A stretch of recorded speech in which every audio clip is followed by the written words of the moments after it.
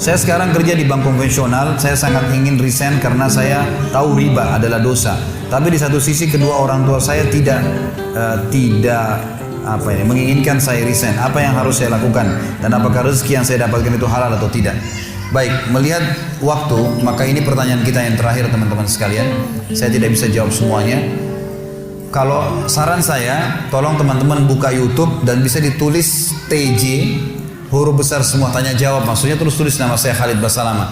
Ada pertanyaan sudah ratusan sekarang, alhamdulillah, yang ditanya oleh teman-teman, dan saya lihat sebenarnya hampir sama dengan pertanyaan antum di sini.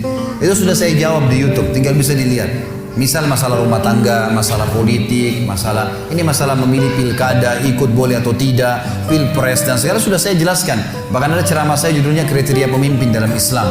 Itu bisa ditonton, semua insya Allah bisa jawabannya.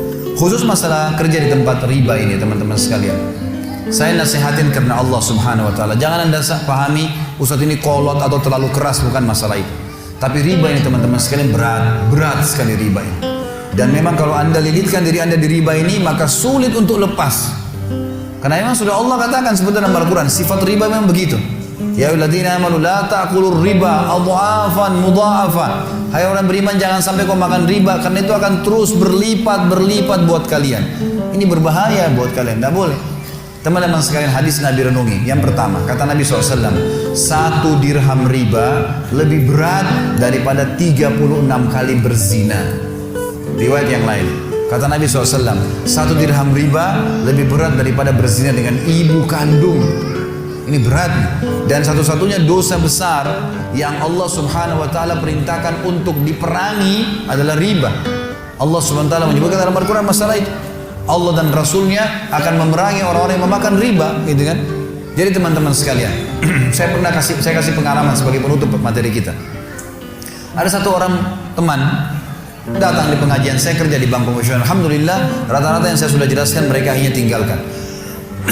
Orang ini umurnya 30 tahun. Dia bilang, Pak Ustaz, saya kerja di bank konvensional, saya tahu riba. Saya sudah dengar ceramah Ustaz dan berat bagi saya, terbebani. Setiap hari ada beban batin. Saya tahu ini nggak boleh. Tapi kalau saya tinggalkan, saya berikan makan minum dari mana anak istri saya. Mereka hidup dari saya sekarang. Saya tanya, Mas umurnya berapa? Dia bilang 30 tahun Ustaz. Baik. Sudah berapa lama kerja di bank? 3 tahun. Berarti 4 tahun. 3 tahun atau 4 tahun?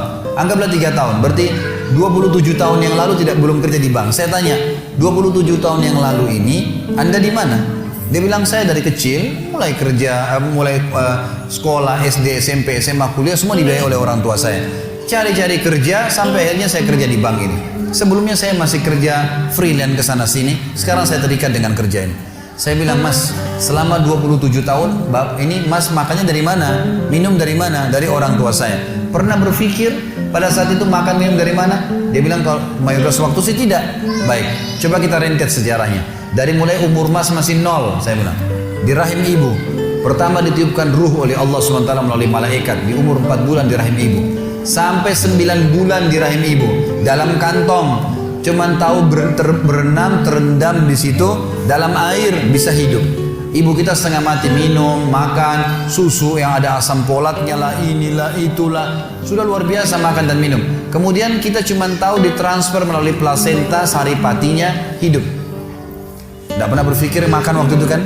Tidak pernah berpikir minum dari mana? Iya benar Ustaz. Baik, waktu lahir. Waktu kita masih SD, masih kecil, anak-anak SD, SMA, masih sampai SMP, sampai SMA pun, kadang-kadang masih kuliah. Kalau dia masih bergantung pada orang tuanya masih minta, ayah, ibu beliin, ayah, ibu beliin. Kadang-kadang marah kalau orang tuanya nggak beliin, tidak mau tahu dari mana uangnya.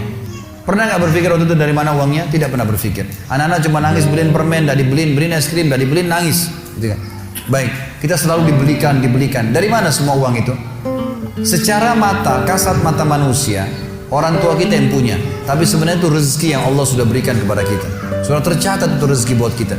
Masa Mas 27 tahun kehidupan Anda dijamin sama Allah, makan, minum, tidur, bernafas enak, ya. Waktu itu belum ada kerjaan, ya, tapi hidup. Sekarang 3 tahun kerja di sesuatu yang haram, lalu Mas ketakutan setelah jadi sarjana. Enggak connect secara rasional, enggak connect gitu. Mesti kita berpikir secara sehat. Dan ingat, saya ingatkan kepada dia dan kepada teman yang bertanya juga dan seluruh muslimin yang masih terikat dengan masalah haram ini. Teman-teman sekalian, ada ayat Allah yang berbunyi, A'udzubillahi minasyaitonirrajim.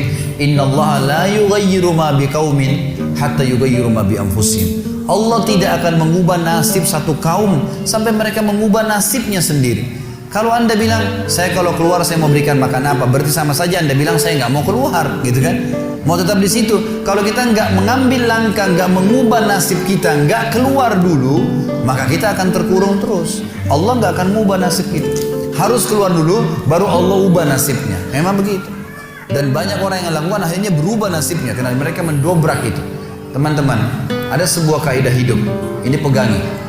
Jangan kurung diri kita di bingkai kehidupan yang kita buat sendiri. Misal gini, saya kalau tidak minum kopi pagi hari kepala saya pusing. Misal, ada orang bilang begini, kalau pagi hari nggak ada kopi pusing nggak kira-kira? Pusing. Karena dia sudah sugesti dirinya, kalau nggak ada kopi kepala saya pusing. Teman-teman yang masih merokok, coba tanya, kenapa anda merokok? Saya kalau tidak merokok tidak bisa berpikir.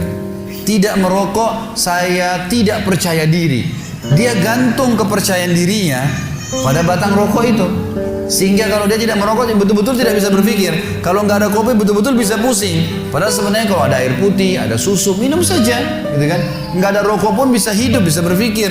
Ini namanya bingkai kehidupan. Kalau bahasa saya, itu biasanya kita kurung di situ, berputar-putar di situ. Kita nggak mau keluar.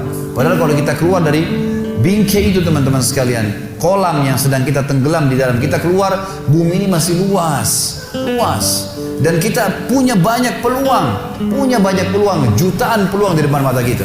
Saya masuk di Gramedia, saya temukan satu counter, ada khusus untuk buku-buku investasi.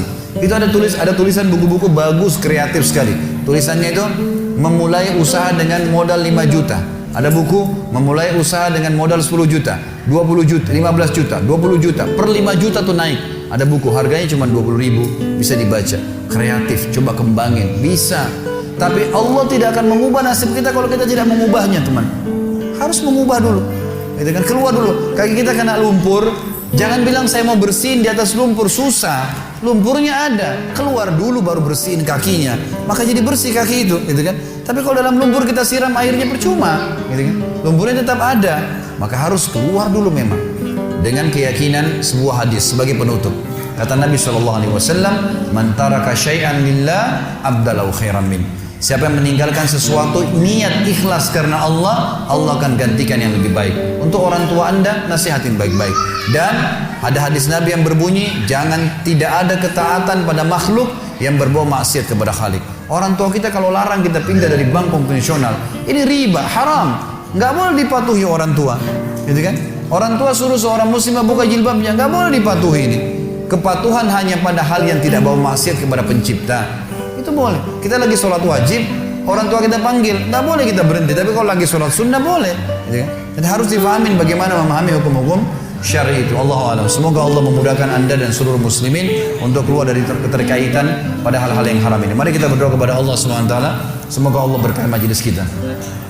Alhamdulillah wassalatu wassalamu ala rasulillah. Ya Allah, kami memohon kepadamu agar engkau menyembuhkan semua orang yang sakit di antara kami, melunasi utang orang yang terlilit utang, ya, memberikan hidayah orang yang belum mendapatkan hidayah, juga memudahkan mengamalkan orang yang sudah dapat hidayah. Ya Allah, tolonglah saudara-saudara kami di Palestina, di Syria, di Yaman, di Irak, di Myanmar, dimanapun mereka berada. Kokohkan telapak kaki mereka, ikhlaskan niat mereka, angkatlah permasalahan mereka, terimalah para syuhada mereka, serta muliakan Islam di tangan mereka dan tangan-tangan kami. Juga partisipasikanlah kami bersama mereka di pahala, baik dengan doa, dengan harta, dan juga dengan jiwa kami. Dan kami mohon dengan kemahamurahan-Mu ya Allah, agar Engkau menyatukan kami semua yang hadir di majelis ini, dan juga yang mendengarkan ceramah ini di surga Firdaus-Mu tanpa hisab, sebagaimana Engkau satukan kami di majelis ilmu yang mulia ini. Kalau ada benar dari Allah, kalau salah dari saya mohon dimaafkan karena kebodohan dan kecerobohan saya, dan saya beristighfar kepada Allah. Subhanakallahumma wa bihamdika, asyhadu an la ilaha illallah, astaghfirullah wa atubu ilaih. Wassalamualaikum warahmatullahi wabarakatuh.